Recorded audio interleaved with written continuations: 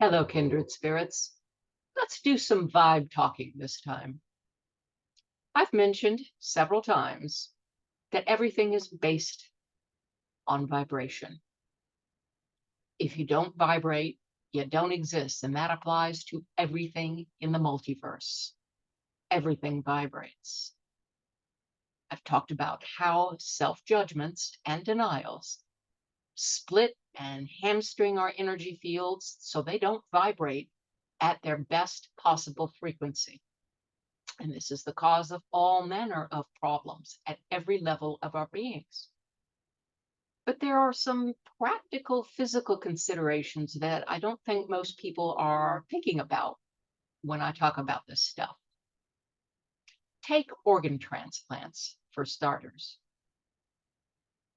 Once you transplant someone else's organ into your own body, you are stuck paying for rather expensive immunosuppressing drugs for the rest of your life.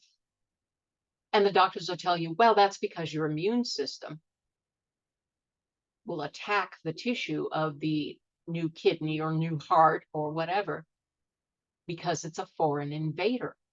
Well, why is it foreign? It isn't just because it's different tissue. It's because that tissue vibrates at a different frequency from the other tissue in your body because it comes from a different soul. And they have a mismatching frequency. So there is rejection of the transplanted organ. And that can cost a pretty penny. I was doing some quick research about it, and apparently those anti-rejection drugs can cost 18 grand a year. Now, in an era when most people have trouble covering a $400 unexpected expense, I don't think too many of us have a spare $18,000 a year to throw at drugs. I know I don't. So it behooves us to think, is there a different way to do this? Maybe a way that doesn't involve so much drugs? Well, every person in their body has stem cells, and these are cells that eventually differentiate and become different tissue. They become kidneys, they become nerves, they become eyeballs. They are master cells.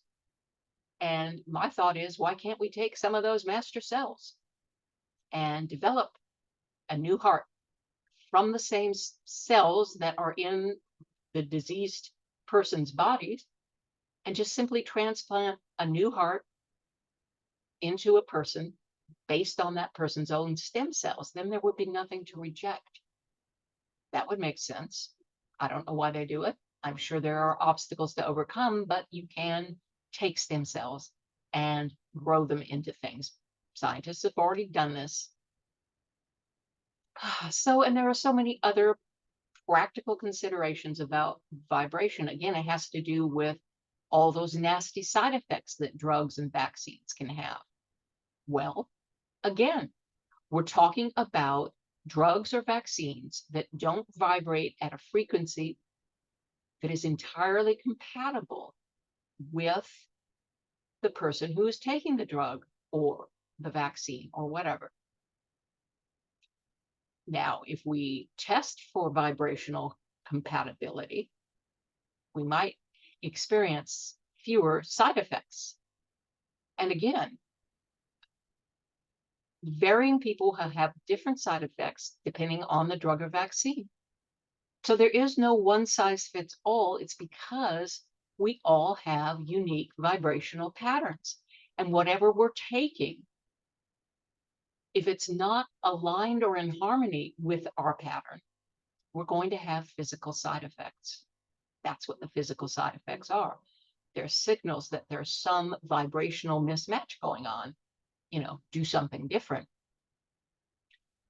So there are lots of practical considerations about why it's important to understand that we are based on vibration. We have each a unique vibrational pattern, and design the things that we take and help heal us or help make us stronger. Always keep in mind, is this a compatible vibrational frequency for me Now, muscle testing works to a certain extent, but it's not perfect. And maybe that's a challenge. Maybe there's a way to come up with a fairly accurate means of testing. Is this drug or this vaccine compatible with this person's vibration? If it's yes, then it will be helpful. If not, then maybe there's a different drug or a different vaccine or whatever. All right. This is important. This is about keeping people healthy and whole and not having unintended and possibly devastating consequences. Until next time, vaya con Dios.